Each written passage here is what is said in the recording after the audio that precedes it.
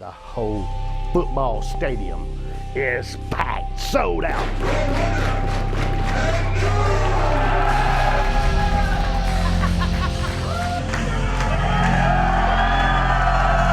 Woo! It's coming your way.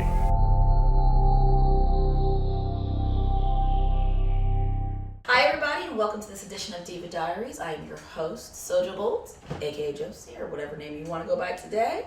I am here with the extremely talented, the extremely lovely, and her face is still on even though she wrestled with it on. Hell yeah. Thunder Rosa. Hi.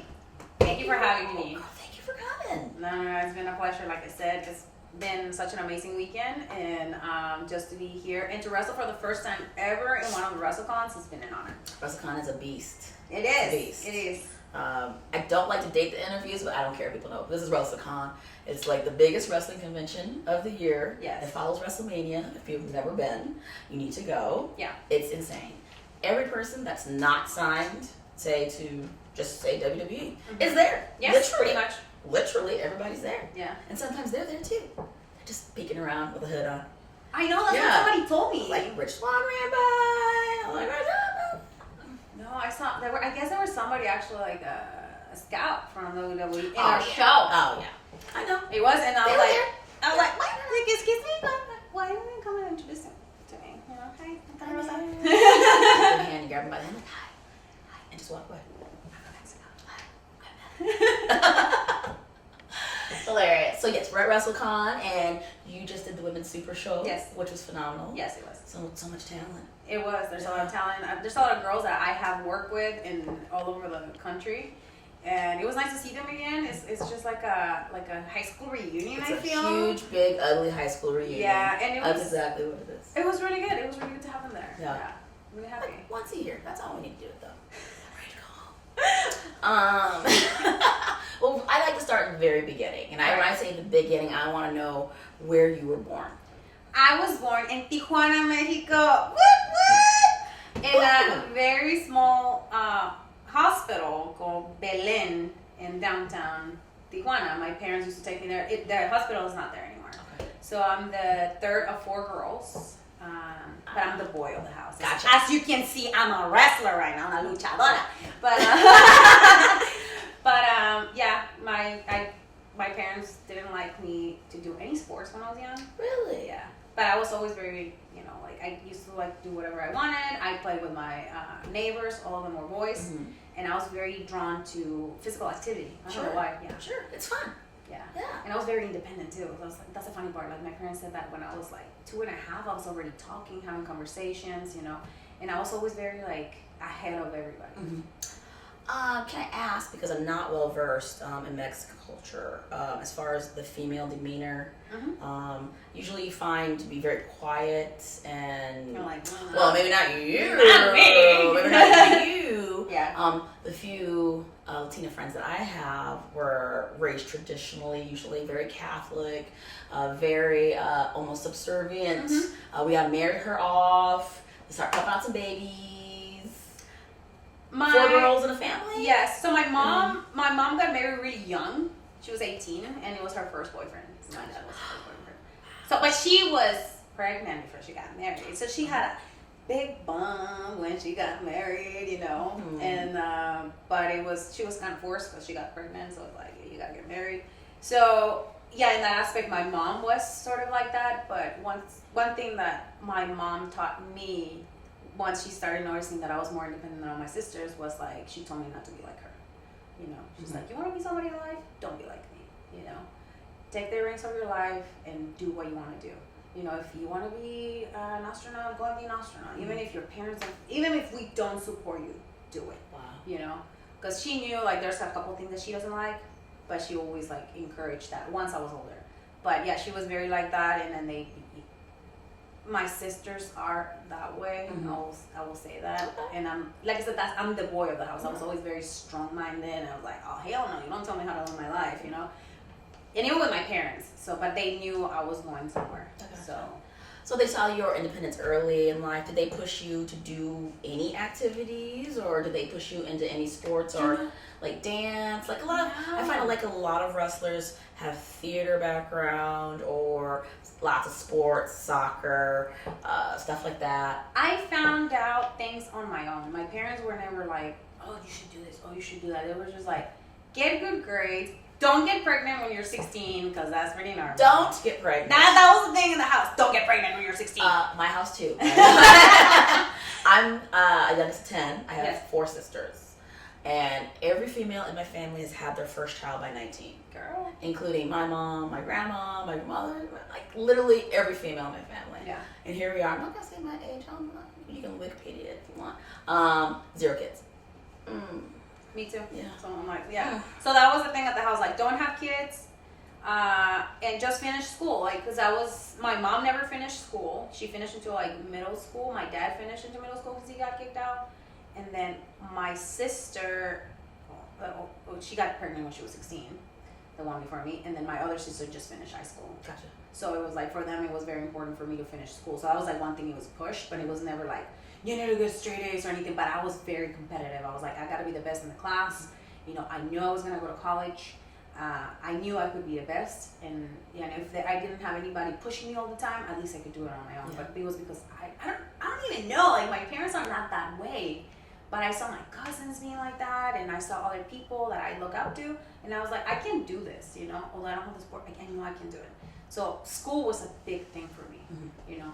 And I was really like, I was a nerd of the class. And you were a nerd? How? I was always getting straight A's. I just loved studying, and I love being the one the teachers fed, and like the one like, oh yeah, she's so smart. Oh yeah, she can do it. You know, I like that. I like that attention, because that's the kind of attention I had.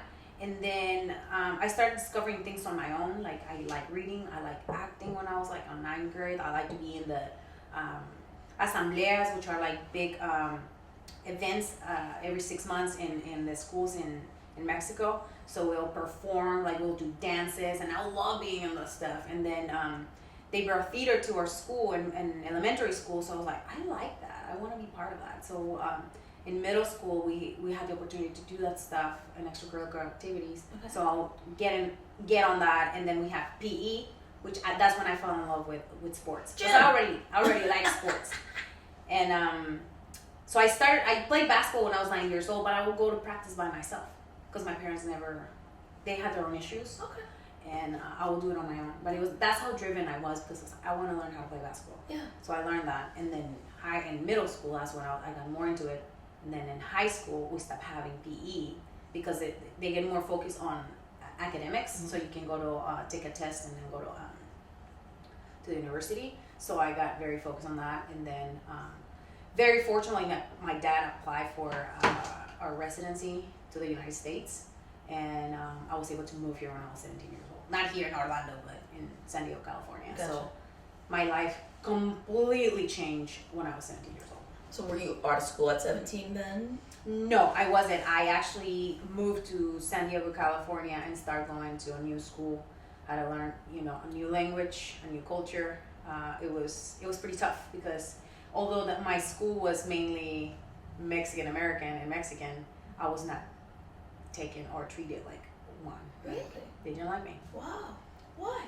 Do you know? Yeah, I think it was because they felt I was too cocky. And I didn't want to be in ESL classes. I want to learn English. Mm-hmm. I'm in America. Mm-hmm. I came here to learn English. I came here to be successful. Mm-hmm. And I knew that I wanted to go to college. That was my goal back then. Mm-hmm. And being in an ESL class, it was gonna hold me back. But I didn't know how to speak English. Mm-hmm. But I forced myself in a way to be in English classes. But I had a lot of issues because the girls didn't like me. I started taking drama because we had the option to take drama in choir. Okay. I was like, what is this? I was so focused in academics in Mexico that when I came to the United States, I had the opportunity to do extracurricular activities that I didn't have the chance to pursue in Mexico as much. So I fell in love with that, and my drama teacher actually saw a lot of potential in me, and a lot of girls didn't like that. So my first week, 3 girls tried to jump me. Whoa, San Diego's rough. And I've never been in a fight, like I don't have no MMA background, nothing. Like, I'm from Melissa from the block, I love it. Yeah, and from TJ, so it was like, oh my God. And I'm a very friendly person, and I had to change all my classes, and I had to start all over again. Really? Yeah. That's unfortunate. Is it frowned upon in the community to want to learn English? Like, just moving to a country not knowing the language so that you can be successful in that country just seems like a no-brainer to me. I think for that specific girl that really didn't like me, she felt I was renting on her. But I was like, I didn't know her, and she like started to harm me. Mm-hmm. Of course, I'm gonna tell my teacher. You know, like that's what am I supposed to do? Right. Like, she was like 250 pounds. I was 110 pounds. Like, I'm gonna be like, yeah, let's go. Like, yeah, I'm gonna get my butt beat, you know. It's like, I'm not gonna do that, you know. Let's settle this. And I've always been like the type of person that likes to settle things. And you know, later on we became okay, we weren't friends, but she learned how to respect me. But I was like, but she told me like after we had a conflict resolution, she was like, yeah, you were you cocky and I don't like you. Oh wow, why is confidence so bad? Why is that such a bad thing in a young lady? We should instill more confidence in young ladies. I don't know, but I'm glad it went the way that it did, because I was forced to submerge myself in the culture and to like push myself further, because I really wanted to go to college and I really wanted to get focused. Mm-hmm. So after that, I started getting very involved in school politics, and that helped me to open doors for me and for my future and for college. Gotcha. So you're in high school, you're getting ready for college, you know you want to go. Did you have an idea like what you wanted to major in, or where you want to take your life or career? I wanted to be a nurse. First, but that didn't work out because chemistry and biology are not good for me. I was terrible at chemistry. I mean, there's a little bit of that in there, yes. Yeah, I think it was like in Mexico, my teacher was such a bitch, you know. She's like, bitches have jobs. Hey, but you know what? She's like, she put me to the ringer, and I think I had like some bad experiences with that, and it was in English. So, girl, I was barely speaking English, and I'm trying to learn chemistry. Come on, girl. I'll be like, what is this? I barely understand Spanish. Oh my Jesus. God. So things took me to politics, and again, I became after a couple years a student body vice president of my community college. Okay. That's when I met my husband at the same time, and my life changed because he's a huge supporter of my career, and this is starting from college, and he's the one who was like, get involved as much as you can, get all the resources that you can, because I know you're gonna go to a great college, but you need to get out of your situation, mm-hmm. and you need to stop being a victim, mm-hmm. and do what you need to do. Gotcha. You know, don't be like your mom, like she said. So a lot of things happened in my personal life. I was able to move in with him, and then everything took off from there. Right. You know, I went to UC Berkeley. With a great school. Number one public school in the country. With a lot of scholarships, because again, I was like, I'm gonna go with some money. I'm not gonna pay for everything, and I went on my own. Like, I helped my parents as much as I could, because I was working 2 jobs to help them to pay rent and stuff like that. And I had to like let them go, and I said, Dad, I have to save money for my future. So I went to college. We moved in a Caravan Dodge, 1985. It took us 15 hours to drive from San Diego to San Francisco. It was overheating every hour. We're pouring water every time we're coming in. Because that is not a 15-hour drive. No, it is an 8-hour drive. Thank you. It is an 8-hour drive. I just want to make sure I understood that. We had to stop for 2 hours because it was overheating every hour. And we had some money saved and a lot of hopes for the future. He had no job. I had just crossing my fingers. It was an adventure. So we were able to do it together. And after I graduated from UC Berkeley, I was working with inner city kids in the city of Oakland before and after I graduated. And I was in a very difficult spot in my life, and where I didn't know what else to do. It was working with kids like that make you realize how lucky you are, but it's also very challenging because they spit on you, they pull your hair, they tell you how ugly you are, how this and this and that, and they break your spirit. And you see that they have so much potential, but because of their mental health problems and all the other abuse and stuff that they've gone through, they can't see that. Mm-hmm. So that's how I started going to shows, like wrestling shows. So that was my wrestling shows. So that was my outlet. That was my outlet. Your stress release, your entertainment. Yeah. So you hadn't really watched wrestling before that time? I started watching when I was with my husband, because he was a big wrestling fan, and he was like, I want to take you to the shows, blah, blah, blah. So we went to WrestleMania 25, and that's when I started I really like it, and I started watching wrestling before that. So I watched the TNA Knockout. I really like that because that's when it was really good, like Sarah Stock and stuff like that. Which reminds me, she's actually one of my main, people that I follow and I look up to. And I love what she used to do in TNA. So that happened, and then we started going to the indie shows, and I was like, well, this is completely different than WWE. So at one point, we were at a show, APW show in Hayward, California, and at the garage. And they say, there's a tryout tomorrow. And I was a supervisor in a rehab facility for kids that have mental health and, drug problems and alcohol. And he was like, go, just call off, just don't go to work. I'm like, dude, you're crazy. Like, I'm freaking 26. I can't flip. I'm out of shape. Who does that? Who just shows up to a wrestling school, tries out? And he's like, you can run. You have good cardio. I'm like, but do you? Girl, so I'm coming the next day, right? Like with my jeans, and I'm like these compression pants and a shirt, and I'm like, okay, I'm ready. My tennis shoes are ready. I can't run. Yeah. So we run for 2 miles. I was dying. And then we were just exercising, doing squats until we dropped. And then I was like, oh my God. And then they have to do some holds and flips. Okay. And I was like, Jesus Christ. And whoever won get a scholarship, right? So of course somebody younger than me won. And some other girl got second place, and she got a discount, and I got 5th place. So I was like, hey, that's not that bad. Wait, is this girl still wrestling, by the way? No, she quit. That's money well spent.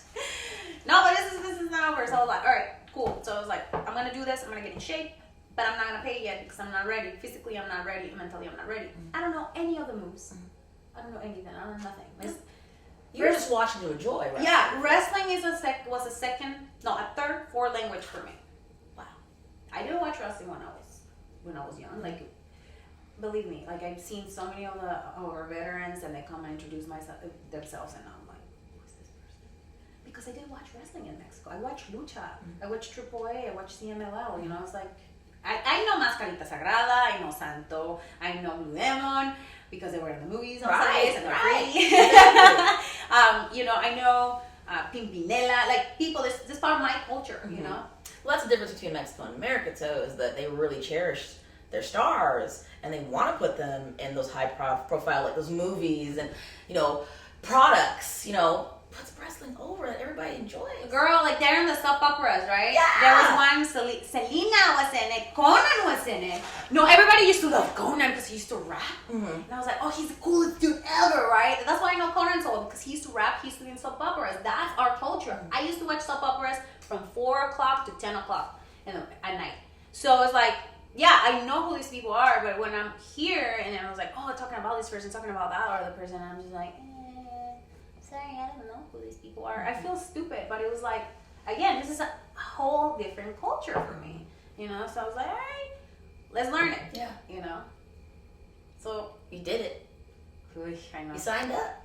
You did it. I signed up, and my life pretty much changed, and that little change when I was working with these kids helped them realize that they can change their lives too. So when I left the job to work another job that will allow me to be a wrestler, there was 2 letters that 2 girls wrote for me, and then you just I'll never forget. One of them was, she made me cry because they did a goodbye party for me, and she was like, you are an inspiration for me to change my life. I thought that I'd always be selling dope and being a prostitute, but seeing the change in your body and the change in your attitude, and how hard you hold your dreams to your heart, I know I can change my life. And I still have that letter hanging in there. Beautiful. That needs to be framed and cherished forever. That's gorgeous. Yes. That's gorgeous. Girl, that just got my heart. That just got my heart. No, you haven't. No, I haven't told you the other one. Oh, I'm ready. This kid that I'm gonna cry every time I get in the ring and pray, because I pray. He was one of the kids that I work with very closely. His name was Oscar. We used to run together. We used to talk about our goals, right? And I used to talk about how I love wrestling and how it's changed my life. And he's like, yeah, you helped me change my life and everything. 2 years after he got shot by the police because he relapsed. So every time I get in the ring, I think of all those kids that committed suicide. you know, and this is not gimmick, this is real. Like, this is part of my culture. My grandfather died watching a lucha show. Really? And my uncle told me when I did a huge show where I got signed by Lucha Underground. Okay. So it is destiny for me to be in the ring. And Oscar, whatever you are, like, all this is for you and for all those kids that died. Honestly, it's like, they changed my life. And that's what I'm here for. To change other people's lives. You got it. Girl, you never know who's watching. Okay? That's why you gotta be good all the time. Yeah. For real. That was beautiful. Well, those fans or those people who reach out to you to let you know that that little thing that you didn't think mattered at all meant everything to them. You know, that today a couple of fans came to me and said it's moving.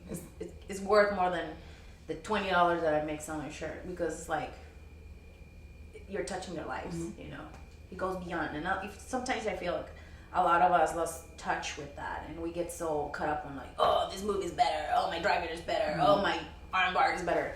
It's not about that. It's about everything else that is around that ring, and like the things that we can do and how we can like connect with our fans. You know, it's just, like, amazing.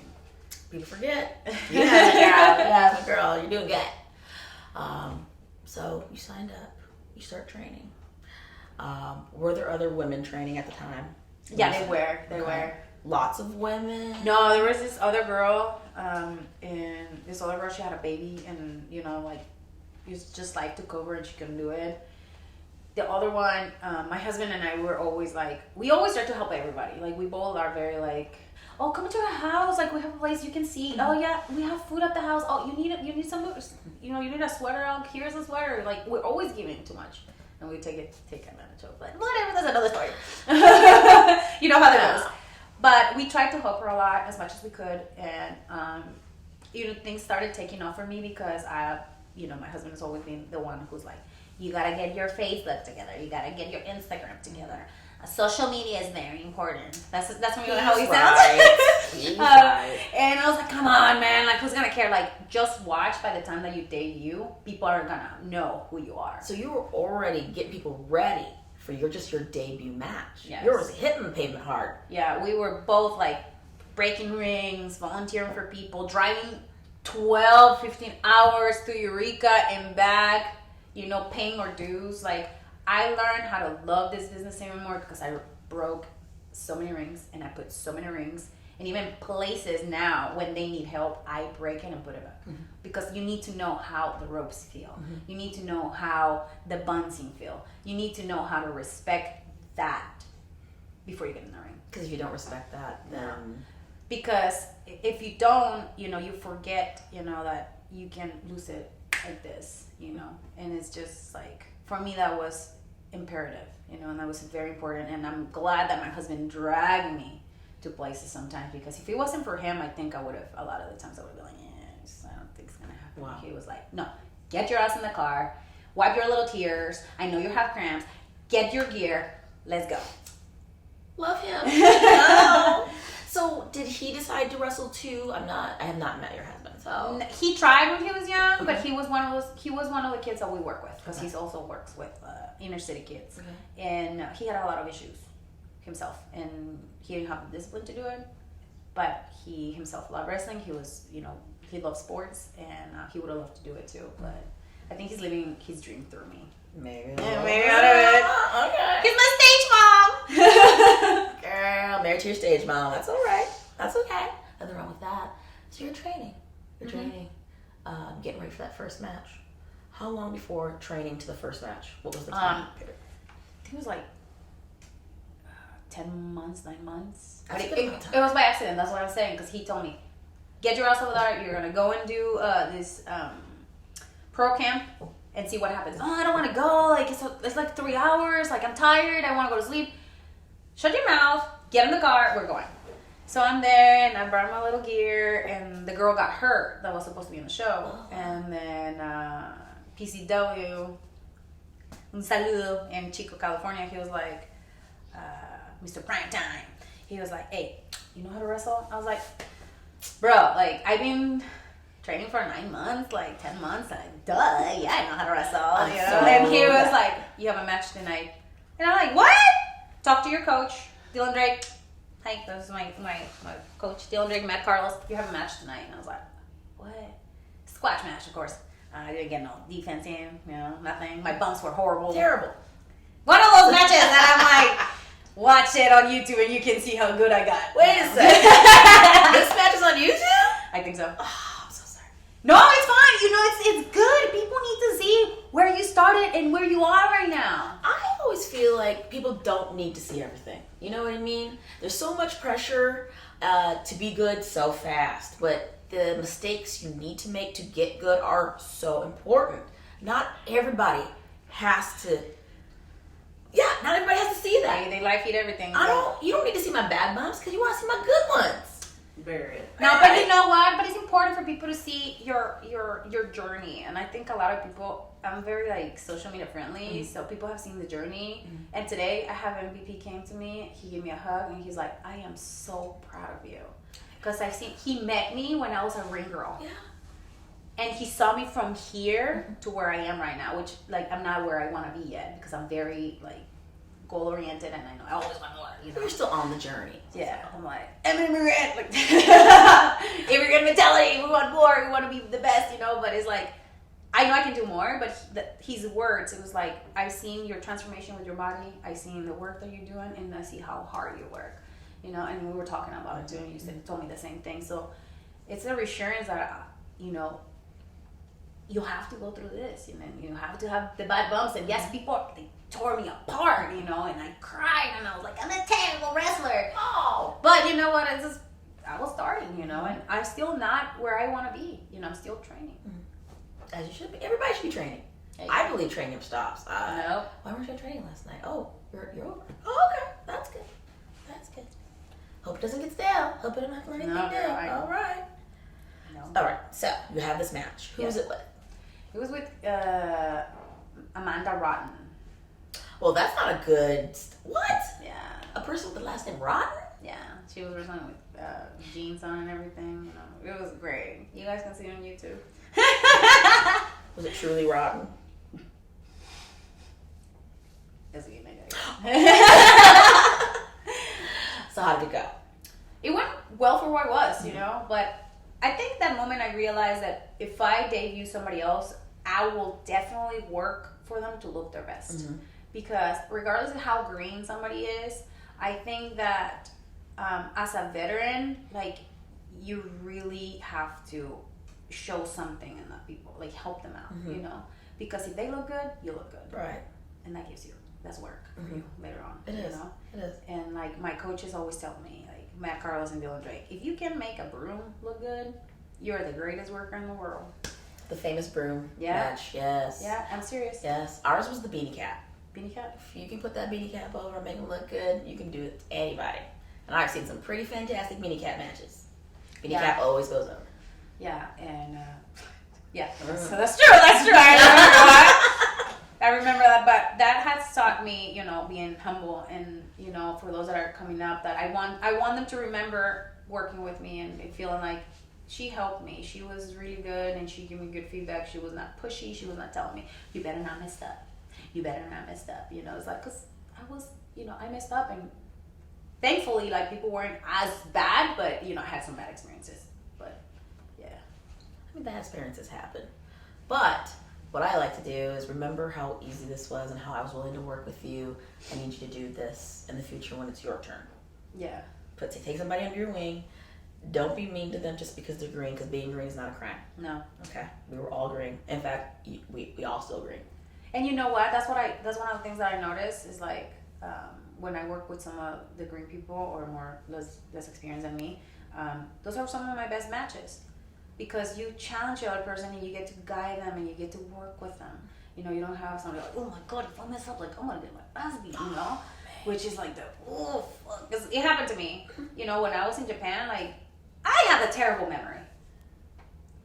And when I was in Japan, man, I got my ass beat. And I learned my lesson. I don't want to skip Japan yet. I don't want to skip it. I don't want to skip over anything. I'm not talking about it. I don't want to talk about Japan yet. But what I want to talk about is, so you had your first match and it didn't scare you away. No. You're ready for more. Hell got it. So California's scene, as far as women's wrestling, hasn't been known for being very plentiful. Yeah. And also, it doesn't help that California is such a big state, long state. Yes. You know what I mean? So you had your North California and you have your South California, right? Everybody's so spread out. Yeah. Okay. So who was there to work with? Who could you work with to get better? Damn, who did I work with? Well, my first matches were with Kimi Shellhammer. She's from Northern California, and then Kikyo Nakamura, and who else did I work with a lot? Nicole Savoy. That was one of the people I looked up to when I started, because she was like, you know, up and going. Then I got to work with Christina Boneri, one of my big first matches before I went to Japan. Gotcha. And then it just, everything happened so fast, because after I had my match with Christina, it was like not even 3 months in, I went to Japan. Well, Yes. and so less than 3 months in business, you're off to Japan. Yes. Look, I feel like we're going to talk about it right now. Yeah. Okay, so let's talk. All right, so you're having good matches in America. Now you're going to Japan. Yeah. You already had a passport, I'm guessing? You're already ready to go? Girl, You're ready? no, I'm not ready. I'm at work in a meeting. See, nobody's ready. You know. Nobody's ever ready for Japan. Chula and Melissa sent me a text message. Hey girl, we have an opportunity for you to go to Japan. And I'm like, what? And I'm like, text my husband. Hey man, like, she texted me. Oh, I'm so excited. What should I do? I was like, are you dumb? Like, you need to do what you need to do, girl. Like, you like now. And I was like, what do I need? Like, a passport. So I'm in a meeting. And I'm like frantically looking for an appointment because I'm Mexican. So I'm like, oh my God, I need to make an appointment for my passport. It's like, ugh. So I'm looking. The only available appointment is in San Diego. I live in San Francisco Bay Area. It's a 9-hour, 10-hour drive. And I tell babe, I gotta go. And he's like, what do you mean you gotta go? I was like, I gotta go to San Diego and get my passport. And he's like, all right, do what you gotta do. Yeah. So I told my boss, oh, I have an emergency at work. What emergency? I had an emergency with my parents. I have to go to San Diego. Okay. So I'm like 10 hours, like non-sleeping. Got to San Diego at 3 in the morning. But Ma, I love you. Bye, I love you. I gotta go the thing tomorrow. I go, I get it. My parents were like, what are you getting this for? I'm going to Japan. For what? To wrestle. For how long? 3 months. 3 months? Are you out of your mind? I'm like, yeah, I am. But I gotta do this because this is my bucket list, you know. Everybody that I talk to, they want to go to Japan. So there goes me. I got my passport in 1 week, and I got my passport. What else do you need? No, you need this, and you need this. Things didn't go through. The one that I wanted. Really? So I just went and ventured myself. That could have deported me and anything, but I was like, I told you, if something just comes in mind, my husband was like, you get in that thing, we'll make it work. Okay. So you made it work? We made it work. We made it work. We did it. And it was such an amazing experience in terms of friendship. You know, I met Starfire from Mexico. I met Nikki Storm. I met a ton of people from all over the world, you know. Met great friends in Japan, you know. My Japanese parents, they're awesome people. One of my best friends is there, and it was such an amazing experience and eye-opening. And it gave me not only the opportunity to learn about myself, but to learn about the business and the respect that people have for wrestling in Japan. Oh yeah, it's a much different culture over there, and the respect level as far as being an athlete. That and like being the senpai and the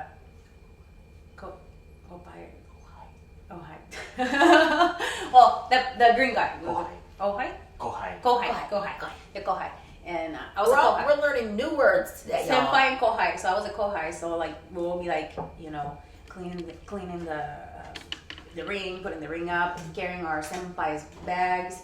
I had Starfire, she's Mexican, so we were like paired together all the time, and we were a mess. She was my senpai, so she had to take care of me and make sure that I do what I needed to do.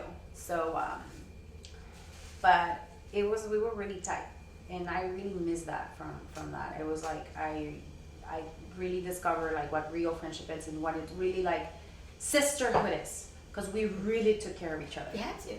Always, right? You know, you had to. Always. You're in a foreign land. Even if it was like holding each other accountable as women, because some of the stuff that some people do are not appropriate.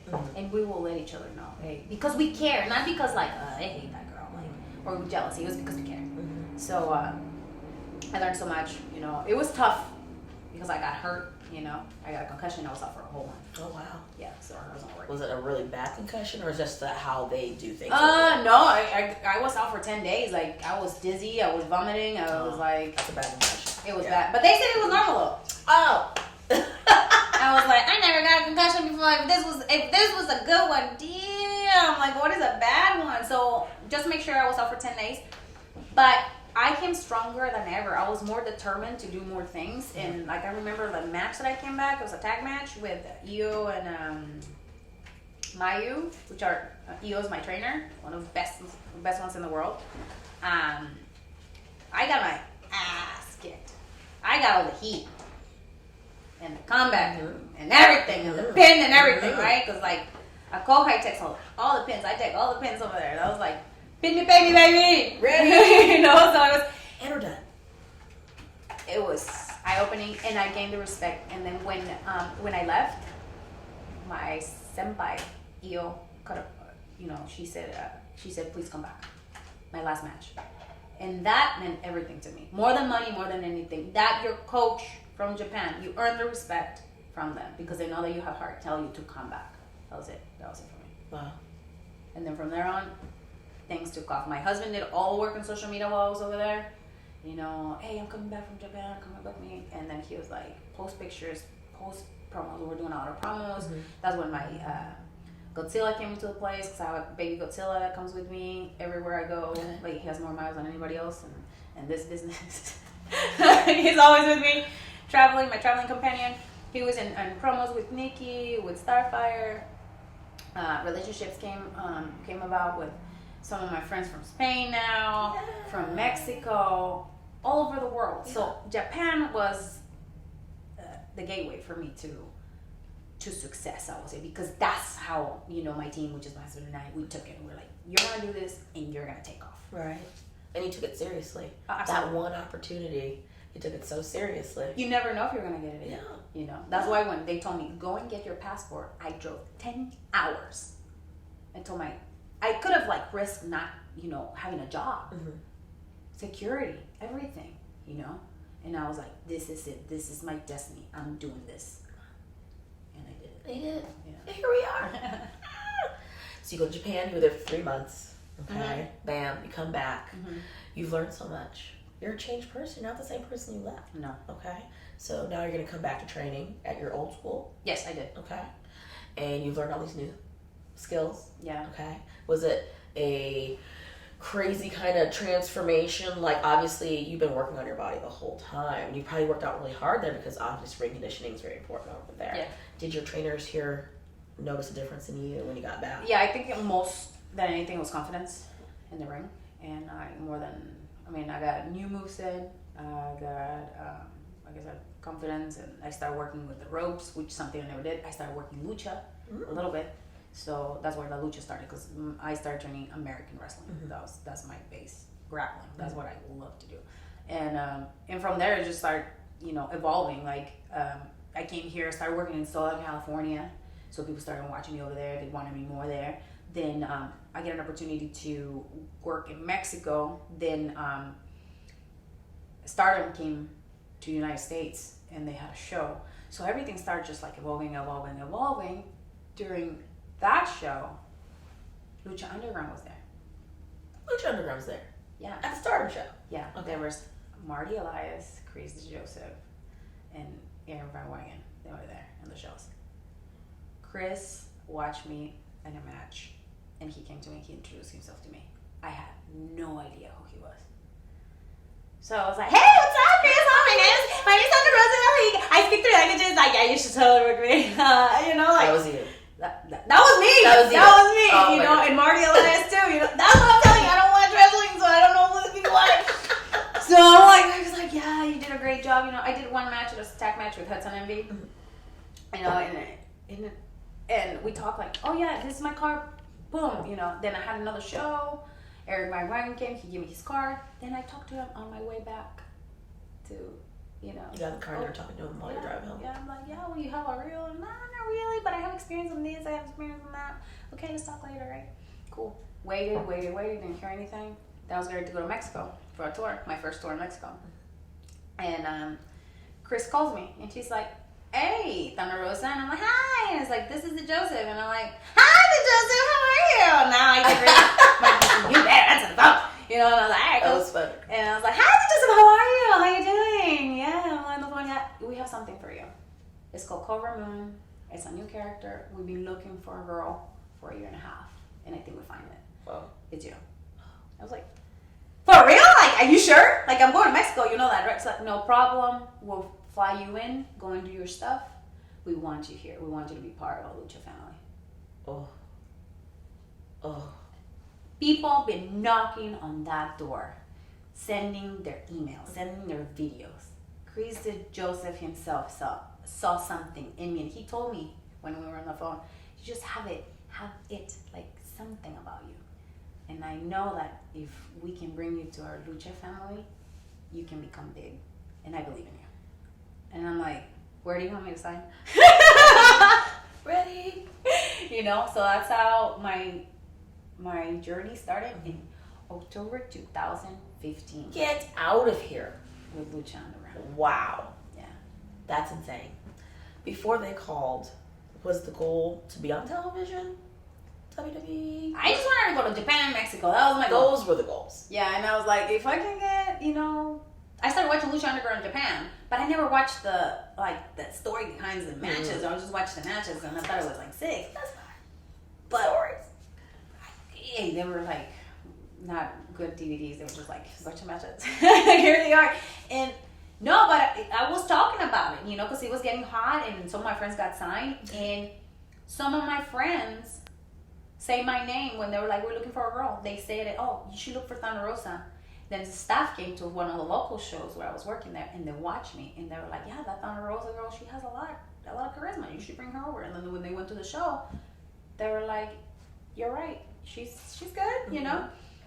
But when I went there, I swear I almost shit my pants. What? They were like people that I used to watch when I was little. Ah. Mascarita Sagrada was it? That's like the moment. You love it. Dude, I saw him and I was like, oh my God, Mascarita Sagrada, it's Mascarita Sagrada, yo lo vi en televisión, ay Dios mío, Mascarita, mucho gusto. And he was like, hola, mucho gusto. Like, oh my God, I'm such a fan, That's the one that him, and then when I met Rey Mysterio, Wow. he was like, he didn't have his mask, right? Hi, I'm Rey. And I'm like, oh, cool. Rey Mysterio. And I was like, oh shit. Rey Mysterio shook my hand.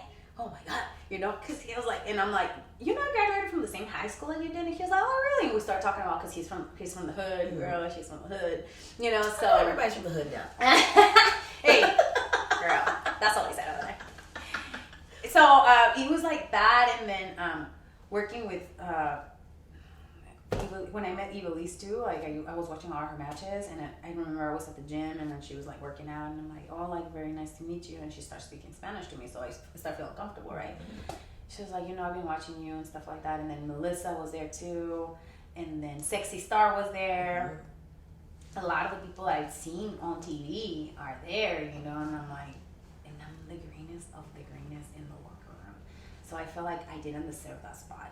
I feel like I had to work harder than anybody to like show them that, because I wasn't just picked because they needed somebody. It was because I earned it, and then there was something in me that you will be good for this character. So it was, my first season was very challenging. Really? Yeah. Why? Because of the style of wrestling, Okay. It was very different for what I do. I'm a technical wrestler. I learned American style first, and like lucha was something new that I was still working on. So that, and then getting used to being Cobra Moon, which is not Thunder Rosa.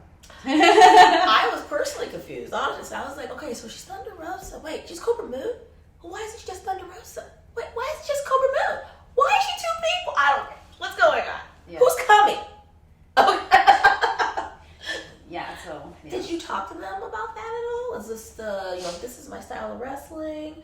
Do you want me to study anything? Or I extra actually practices? did, and then I went with one of my trainers one-on-one, Rick Luxury, who is a guy from Northern California. He's been wrestling for many years. we were training one-on-one, and he was giving me like a move set for this character. Mm-hmm. He was like, he had snakes at home, and he's like, I want you to watch the snakes. I want you to see how they move. I want you to see how they like search for their prey, and I want you to think about it when you're in the ring and you're Cobra Moon, because you're not Thunder Rosa. Mm-hmm. Get that straight. You're not Thunder Rosa. You gotta think psychology-wise differently. So like, okay. So I like talk to him, and then Paul London will give me this like, you know how Paul London's like, you know, when you're the snake, you gotta like, you know, be like a snake and like move in a certain way, and like I want you to do this and I want you to do that. He was my agent in some of the matches, so that really helped me. And Evilise, I like the fact that she took the time to be with me in the ring and be like, let's think about it. What would you like to do? How about you try this and how about you try that? So I really appreciate the time that she took with me, you know, in the ring, and to like challenge me to think about that stuff.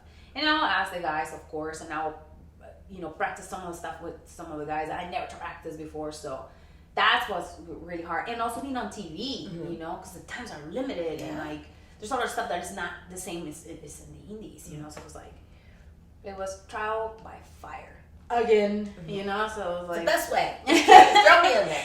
So, you know, season 2 was what it was, because I was discovering and trying to like, you know, transform myself into Cobra Moon.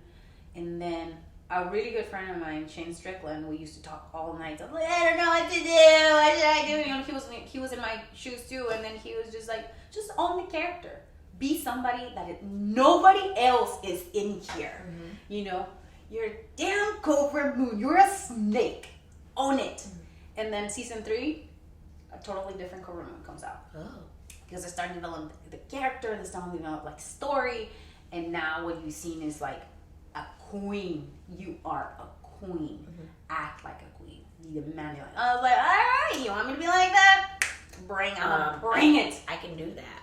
Yes. So it was just like a development of, you know, a character, and it's like I said, it's TV, so it's different. Mm-hmm. So did you find TV challenging as far as my television experience, knowing where to place your rest holds, knowing where the camera is, and always knowing where the camera is, always paying attention, am I on hard cam side, where's my time right now, what are my markers, this is not where we're supposed to be, but I need to change it anyway. Like, did you find the television part of it, like ring management of the actual match? Yes, I did a lot of mistakes, and I learned, like we were talking, I was the green of the greenest. Like I said, it wasn't the easiest experiences for me, and I'm a perfectionist, so a lot of stuff, like I beat myself up, you know, and then I read a lot of the reviews, and they were like, she doesn't know what she's doing, she looks lost, her mask move all the time, she suck, you know, all that stuff. I was like, oh shit, I really need to work on it, you know, in season 2. So now, season 3, now what you guys have seen on TV is like, I'm a character, and I can go beyond just being a wrestler. I can be a character, you know, like they say, work a gimmick, right? So I started working the gimmick, girl. So when I work the gimmick, nobody's a snake in this place. Yeah. So I can be a snake. Absolutely. And I can do certain things and get away with it with the camera and stuff like that. But I had to learn that with all the mistakes that I made in season 2. So I'm just really proud that I took all those mistakes. And I was like, now when I'm in the ring now, and then he's, oh, where's the camera? Okay, we're kind of not in the middle. Let's get in the middle. You know, like your face is not showing. Let's do it over there. So it's like I learned that because I made a lot of mistakes. Yeah, you know? We had to make them though. You know, you wouldn't know unless you had made those mistakes, right? Yes. So here we are. We're on television. We're a TV star. And your face is covered. What is it like to know that you were somebody in that ring, and then you take the mask off and they don't recognize you anymore? Is that liberating? Do you feel almost even more hidden because now they don't recognize you in your real life? Or is it because you have the mask, but you're also Thunder Rosa? It's just weird. Like, I mean, I can still say how to say it. I can say it. No, it's just weird. It's weird, but it's kind of cool when they're like, oh my god, you're Cobra Moon? Yeah, bro, I'm Cobra Moon. You know, it's just like it's cool. It's cool having a three different personalities, which is Cobra Moon, Thunder Rosa, and me. You know, So I like it. It's just like, have you seen the movie Split? No. I feel like I'm split. Who's in that? I don't know. Do you know who's in it? I forgot. He's a great actor, by the way. But it's like me. I have 3 different personalities, you know. Oh, I know. Okay, that creepy ass movie with the boy. Girl is the best, but it's like that's. They're in her basement. Oh, It's like it shows that I have versatility, and I can play different characters. So I can, like I said again, it can go beyond the ring. it can, absolutely. And also, the character gives you a reason to fight, whereas you can just throw 2 people in a ring and they can have a match, and okay, just have a match, or I can have character and you can have character and we can have a reason. Yeah. And it could be a lot more passion injected, more emotion injected into it, and now you're more vested. And now I don't have to wrestle that hard anymore because one of those, Yeah. I was found because when I wrestled, I'm just black girl, Josie. You can't take that off. I wear this face wherever I go. Maybe I can change my makeup or change my hair, but I'm always still the same face. Yes. We should have 3 faces. I do. Yeah. 1, 2, 3, yeah. Right? So do you ever wake up and you're just like, oh, I do not want to be Cobra Moon today.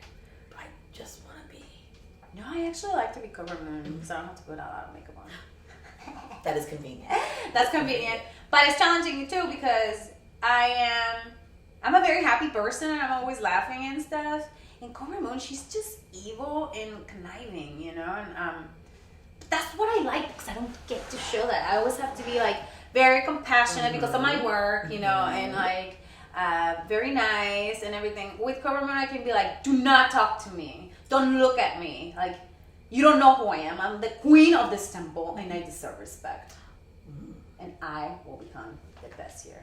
Todos caen al hocico o la esclavos, and I can grab a dragon and drag him like my slave that he is, and have my 2 boys do whatever I want. So it's like, it's empowering, like. It is empowering. Yeah. We need this on TV. We need empowering characters, and I feel like she is. I mean, she's a little bitch, but she's a queen. She can do whatever. She's a queen. Nothing wrong. Sometimes you gotta be a bitch. You can be the queen. Yeah. With a stepping stone, right? Seriously, you can't be the queen without being a little bit of a bitch. They don't let you. All right. So wrestling is going well. Yes. Still training at the same school? No, I changed schools, because I travel so much, I can't really commit to one place. I mean, it's unfortunate because it's good to have, your trainer, somebody that knows you, that you trust. But in the process, I've been able to make really good friends and meet really good people and really good trainers. Because one of my trainers in Northern California, he guided me in Chicago with Kevin Quinn. He used to work for CMLL. He used to train people at the pit for New Japan. He trained Joey Ryan. He trained many people from New Japan. This is Nakamura. Yeah, he was one of the people that trained him. So I met him a couple months ago when I went to Chicago. I spent there a couple of days, and I've been training with him when I go to Chicago. Okay. When I go to Mexico, I try to train at the Hercules Gymnasium with Dr. Cerebro and stuff like that. In Northern California, I've been training on and off with my trainer Fantasma, and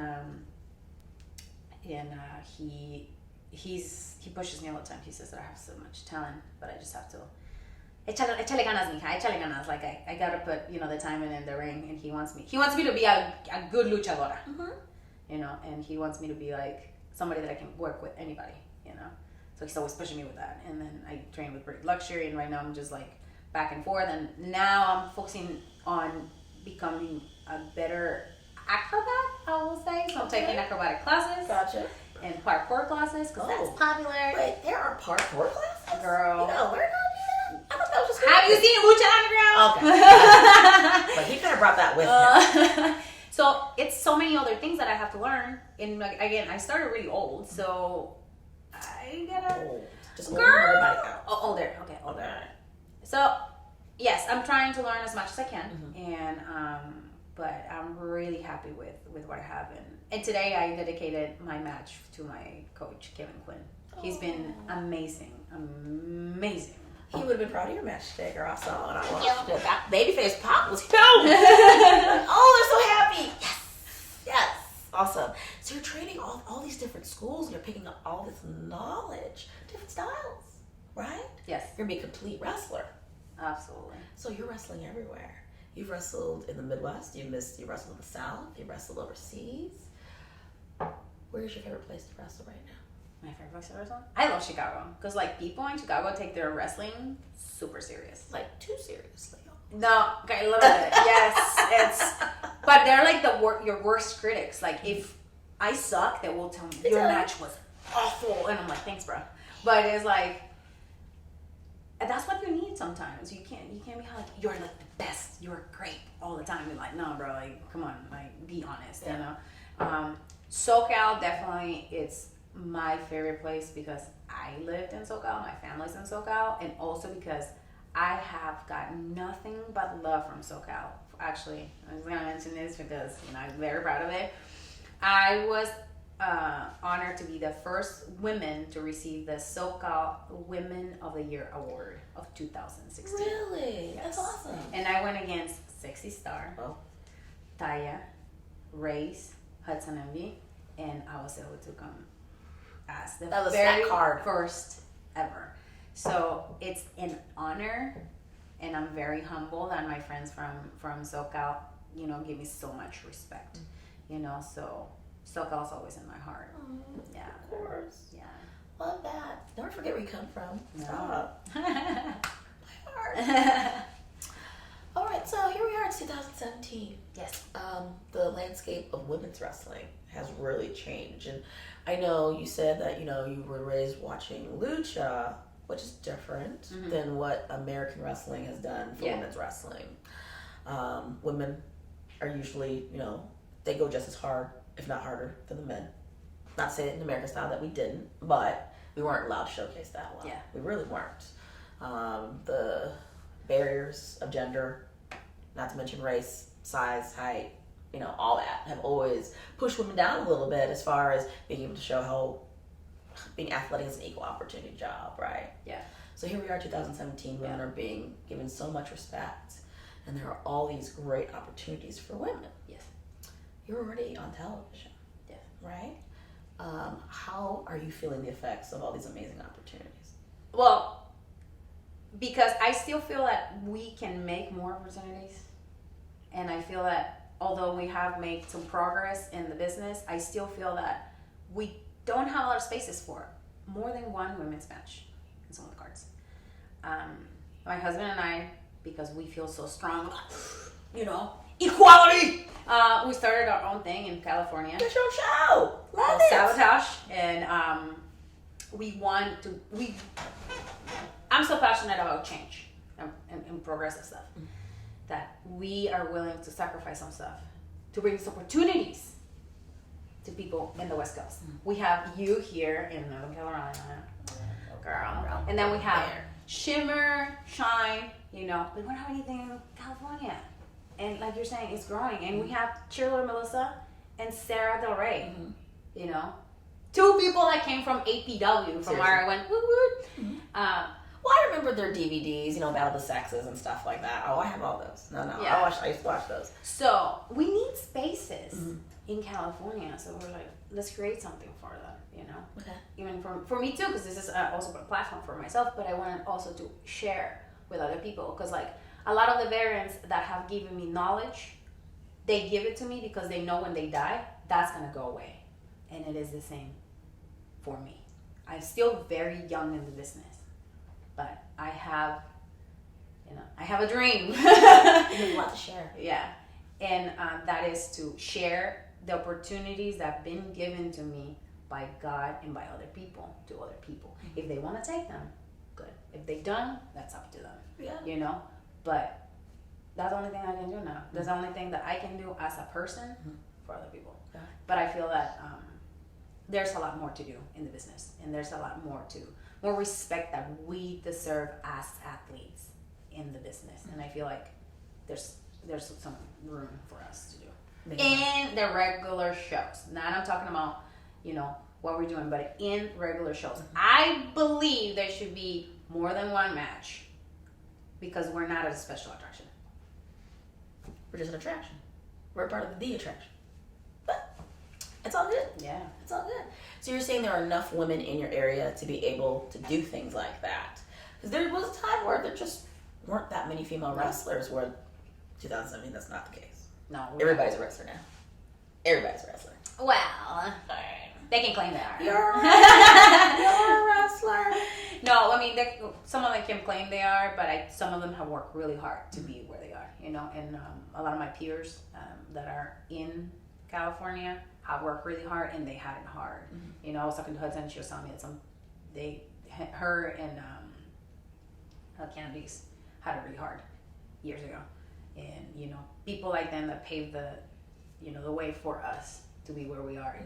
It's amazing. And, you know, for the intergender matches with Candice and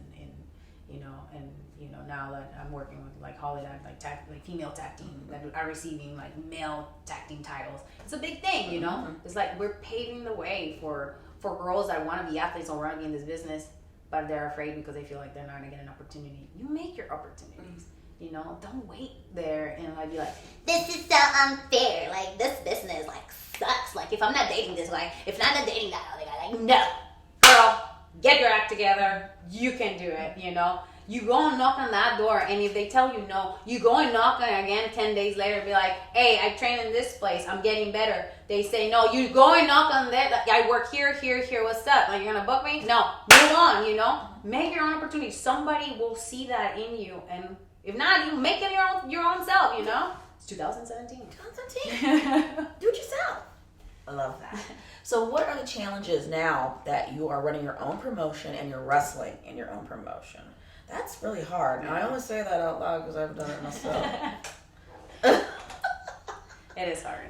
It's hard. It is hard because you have to, like, make sure you stay, like, focused and then you have a good match, but you have a good show, too. Mm-hmm. That, you know, your talent get taken care of, that things get done and the way that you like them, that you're not fighting with your partner, you know, it's just like the hard part, but it's not impossible. And like our second show went a lot better, and there's a lot of things that you can do that people are not doing that, you know, otherwise like you can do better if you don't do it yourself. Mm-hmm. So that's one of the things that I've been able to do. My husband is in charge of like the booking and stuff, and I'm in charge of like the pre-show and like the meet and greet. I'm a people's person. Gotcha. You know, and I think having a good fan interaction and having the fans happy and to spend like their hardworking money, because some of the tickets are not that cheap, is great. And to see other aspects of the wrestler, not as a wrestler, but as an entertainer, is important.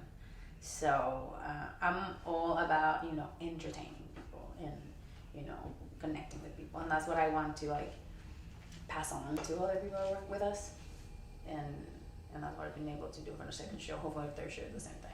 You're 2 shows in. Wow. Yeah. I'm on my 20th show. Girl. Time flies. But it's fun. It's fun. So your husband's enjoying it too. Yes. Because he's been all along. He started it all. He encouraged you to do this. Yeah. So this is a dream of him. So it's just like as much as he supports me, I have to support this. So like you were saying, sometimes we have to fail in order to be successful. Yeah. Not sometimes, pretty much all the time. Peaks and valleys, girl. We gotta experience this and then you know, see if it's worth it for the future. If it's not, we can move on and do something else. Mm-hmm. But it's better to be like, we tried, we succeed, or we tried and we failed, than we never tried. Right. You know. So are the women appreciative of this opportunity? Yes. That you're bringing them all together in one spot to do this? They are, and like some of them that have, you know, been really grateful for what we have done. We don't have a lot to offer, but what we have, you know, we do it with a lot of passion and a lot of care, and every time they're on a show, they know they're appreciated, and they know that we do as much as we can to promote them, you know, and not to promote ourselves in cases. And then there's opportunities that can come from this, but it's up to them if they want to, like, you know, reach out and, you know, and do it. Mm-hmm. But yeah. Are you ready for your third show? Well, I have to drive 20 hours to Texas. No. No. Girl, hey, we're doing a tour, and we're doing like a little research in Texas. This will be one of the first ever shows, mostly all women shows done in Texas. So that is something. Yeah. You know, we're bringing something new to a new territory. Okay. You know, You're expanding. You're excited. I'm excited, and I'm excited. I'm scared, but our girls are excited, and our champion is really excited. She's been, getting a lot of pub. It's like Delilah Doom. Mm-hmm. She's a little blue-haired girl. She sure has been getting a lot. Yes, and she has 3 championships right now. So where do you put all these championships though? I don't know, but I'm really proud of her. So, and she believes in us. We believe in her. That's the way it should be. Yeah. Right. I love that. So here we are, the boom of the women's wrestling revolution. I don't know if you heard the news. Literally just today, WWE announced that they were having a women's tournament. I'm not surprised. I mean, we all knew that was coming. We already knew that was coming. Okay, they called. You're already signed to a contract, so obviously you cannot participate. Yeah. If you were not on television, would you want to participate? I think if the opportunity will come, and I'll see that will be something to parachute my career even more, why not? It's a great platform. It's like freaking universal platform. I mean, I wouldn't be like, no, I'm gonna screw you. You know what? I love your Valley Girl voice, and I think you need a 4th character. I think you need a 4th face, because I dig it. I love it. No, I mean, life gives you opportunities. You either take them or you leave them, And I've seen some people go to the WWE, stay there for a little while, then come back to the Indies and then make bang, girl, I heard from one of our vendors today, make as much money as you want while you can. And if that is your platform, use that as a platform. If you want to be there and work for the big company, go ahead. Fortunately, my destiny was in another way, and maybe if later on in the future they want me, I know they'll come and get me. Mm-hmm. You guys will come and get me. I'm already on Netflix. Girl, I'm on Netflix, baby. I'm on Netflix. Don't get me started. Keep it streaming. Okay. I'm sorry. I just even can't believe it when I'm like, I'm on Netflix. You're on Netflix. Dude, it's just anytime they want, they can queue you up and watch it over and over again. I hope they put season 3 in there. Please. Yeah. Why wouldn't they? I'm just saying. Also, there are other opportunities now for women. The world is such a big place, and we're also connected, especially because of the internet. When I was coming up in the business so long ago, the internet was a kind of a new thing, and we all didn't really know how to use it. The biggest thing in women's wrestling was the Glory Wrestling website that had a list of every female worker that was super incomplete and super updated, even though the webmaster tried, and the girls would contact and harass them. We had a family, couldn't keep up with it. There was message boards everywhere. Then there was Yahoo groups, then MySpace came along. Oh my God. It's all too much. I just can't. And everybody wanted a website, and everybody had websites, tripod, what? Terrible. But you've managed, because of your husband, to keep up with all your social media. With the world being such a small place, but still a big place. Yeah. Where haven't you been that you want to go? Where haven't I been? Where haven't you been? Europe, baby! Europe! And Europe, South America. I've been in Japan, India. You know what? At this point, I just want to be anywhere. Anywhere. I don't want to be in South Africa. They've been over in South Africa. It's kind of... I don't know. Maybe if I know the remote, I'll go to Africa. But I'm like, I don't know. I heard crazy stories. But I'm going to Europe in September. Fantastic. I'm going. Everything is good. And hopefully that opens even more doors for other stuff. I want to go to Australia. Okay. And definitely, like I said, South America. Pretty much anywhere that they want to bring, the thunder to their countries. Yeah, right? Yeah. She's taking bookings, y'all. Still taking bookings. I know. Rosa is. Yeah. Are there any opponents that you would still like to face? Who haven't you faced? Who haven't I faced? I want Su Young. Oh, I know her. Yeah, I want Su Young. Let me get up. I want Su Young. There's another one. Jordan Grace. I have not wrestled her. Okay. I really admire her work. She's really young. She started really young, and I really like how she works. She's very grappler, strong style. I'm gonna throw you like a little doll. I really enjoy that one. And my dream match definitely will be with Sarah Stock. Yeah. How are we gonna make that happen? I don't know. Sarah, what's up? Yeah. Hit her up. I actually talked to her through Thea. Okay. They were really good friends. And I told her, like, I love her. And then we sent her a picture of me wearing her gear from Japan. One of my fans had it. And I was wearing it. And I was like, yay. And doing her poses. And everyone was like, you look like her. I'm like, yay. Yeah. Because she's hot. Yeah.